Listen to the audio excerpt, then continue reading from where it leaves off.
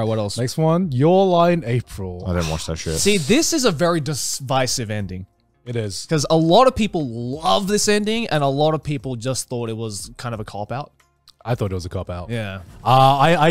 This is like my hot take where I prefer the first half of Your Lie in April rather than the second half. It really felt like, to me, some of like the more interesting part of Your Lie in April to me was seeing someone fall in love with music again. Yeah. And then there was a big... That's why I didn't watch it. Yeah, and then there was a big twist because it almost felt like, hey, what this character's going through isn't sad enough. We need to make it sadder. Yeah, the character drama of Corsair, I think, like not being able to hear like the piano and shit like that super part compelling. was so well written. Yeah, yeah. And then they just had to be And then it like, just- by the way, the girl you love, Yeah. something's gonna happen. I'm not gonna say it, obviously yeah. spoilers, but So, yeah, that's... it's a bit of a cop-out.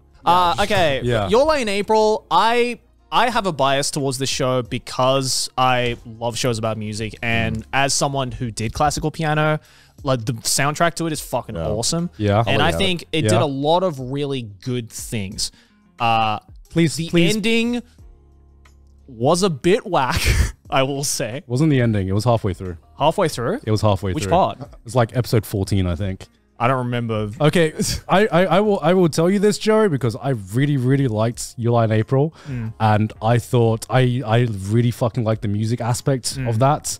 And then at some point, it just felt like it just gave up on that aspect and was just and it was like the writer thought, hey, this isn't sad enough seeing someone deal with their trauma of rediscovering music. We need fucking cancer or some shit. in Yeah, there. we need a real death. Yeah, and that to me, after that tonal shift, that I kind of like just checked out because it almost felt forced. it almost felt like a little bit too forced. Where I was really emotionally invested in I can't remember the main character's name of like falling in love or rediscovering his love for music and all the trauma that he went through. I was like really emotionally invested in that. Yeah. I felt super sad and super happy when seeing him perform again.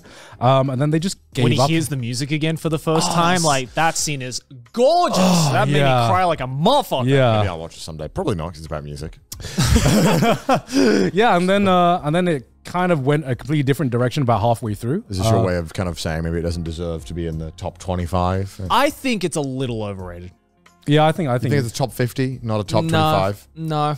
yeah. No, not even top 50. I think it did a lot of good things, but again, like Sword Art Online, I feel like it fumbled the bag. Okay, fair enough. Which is Well, interesting because I remember reading somewhere that apparently Oda, the creator of One Piece, he named Your Lie in April as the one manga he wish he wrote. Oh, wow. shit. Yeah, and I'm like, Ain't no way. ain't no way. That would have been a very different show if you had written it. There's also like Your Lie in April as well, where a big thing that took me out of the show is like I feel like they were in middle school or something, right? I think they're 14, Yeah. 15. But like everyone talks like a fucking poet. You know, everyone. You know what I the writing needs to match the age. Yeah, yeah. That shit, I don't give a shit if you put them in the school. Yeah. You got to write 13-year-olds like 13-year-olds. Dude, Corsair was talking like fucking Mozart was back then, you know, and it's like, dude, you're 15. When I was 15, all I was thinking about was poo poo pee pee. Like, That's all I think about now. that's I'm all I think about 25. now, you know? So you are way more sophisticated than you should be for a 15. Yeah. It's same Like level. this guy like came out of the womb speaking in sonnets and all this shit. Like he was studying Shakespeare by the age of 3. Like my god, like that took me out so much. And it was a small thing, but it was just like you could have easily made them at a higher age to make them feel like they were, you know, they had the ability to speak like this. But it was just they were 14 years old, and that was the biggest thing that worried.